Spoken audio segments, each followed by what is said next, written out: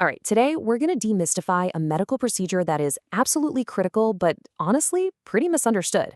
We're talking about the tracheostomy. We're going to break down what it is, exactly why it's done, and how it really creates a clearer, more stable path to breathing for people who need it the most. So let's kick things off with a really important question. In an emergency, a breathing tube can literally be the difference between life and death. But what do you do when that support is needed for longer than just a few hours or days? What happens when we're talking weeks? That question right there is the entire reason a tracheostomy is such a vital procedure. Okay, so let's talk about that temporary fix first. When someone's in a respiratory crisis, the first thing medical teams do is put in an emergency breathing tube. And don't get me wrong, it works wonders for getting a patient stabilized, but it was never ever designed to be a long-term solution. And this image right here shows you the two main players in this story perfectly. On the left, that's the endotracheal tube, the ETT. Think of that as the first responder, the emergency fix. On the right, you've got the tracheostomy tube. That's the planned, strategic move for long-term care. They might look kind of similar, but they are used in totally different phases of a patient's journey. So that ET tube is the absolute go-to for what's called acute respiratory failure. When you need to secure an airway and you need to do it fast. It gets threaded through the mouth or nose, down past the vocal cords, and right into the windpipe. It's incredibly effective for getting things under control quickly. But here's the catch, and it's a big one. Keeping that ET tube in for too long starts to cause some serious problems. We're talking about damage to the airway, potential injury to the voice box, and it's just really, really uncomfortable for the patient. Plus, it makes it much harder to keep their lungs clear. So the takeaway here is that it's a temporary fix with a ticking clock. So if the ET tube is just a temporary fix, what's the long-term plan? Well, this is where the medical team makes a really important strategic shift. They move from that initial emergency response to a much more planned, sustainable intervention, the tracheostomy. First things first, let's get our terms right, because the difference is important. A tracheotomy with an otomy at the end is the name of the surgical procedure itself. It's the action, the act of making that small incision right into the trachea or windpipe.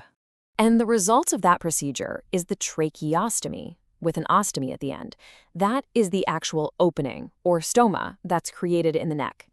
It serves as a stable, direct port for breathing. So think of it this way. The otomy is the how, and the ostomy is the what you're left with. Now, this chart really lays out the whys so clearly. Look at the differences. With the tracheostomy, suctioning is way easier. It's much more stable since it's secured right at the neck, and maybe most importantly, it completely bypasses the larynx, which gets rid of the risk of injuring the vocal cords. And for the patient, it is a world of difference in terms of comfort. So, it really all boils down to this. Creating that direct path to the lungs isn't just about making things more convenient for the medical staff. It's about making the entire situation safer, more secure, and ultimately, it's about putting the patient on a much better path to recovery. Okay, so you're probably wondering, how is this actually done? Let's quickly pull back the curtain on the procedure itself, because once you understand the how, the whole idea becomes a lot less intimidating. There are really two main ways to do it. You've got the traditional surgical method, which is done in an operating room with a small incision.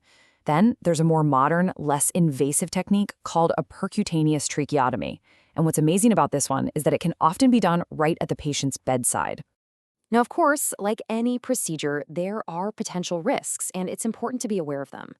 Teams are incredibly careful to manage things like bleeding or infection. And in some rarer cases, you could have issues like a collapsed lung or some air getting trapped under the skin.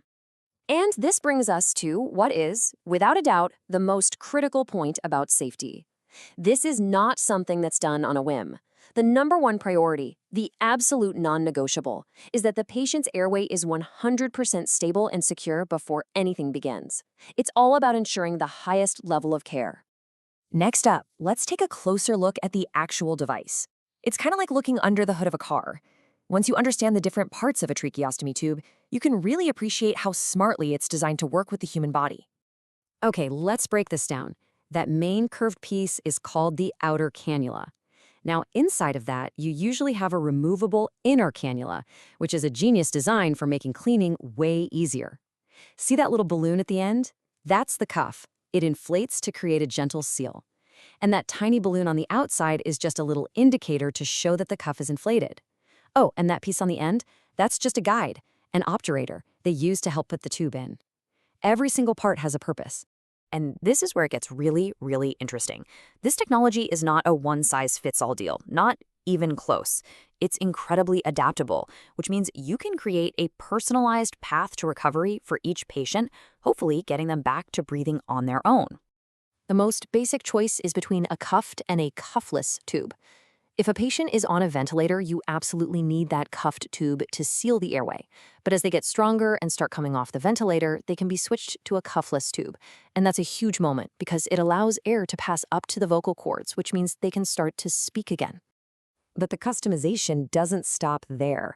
There are tubes with little windows in them, called fenestrated tubes, to help even more with speech. There are special foam cuffs for patients who might have a tracheal injury. It's all about perfectly matching the device to the person's specific needs and where they are in their recovery. So the bottom line is this: choosing the right piece of hardware is not some small detail. It's a massive decision that can literally shape the entire trajectory of a patient's recovery and how quickly they can get back to breathing on their own.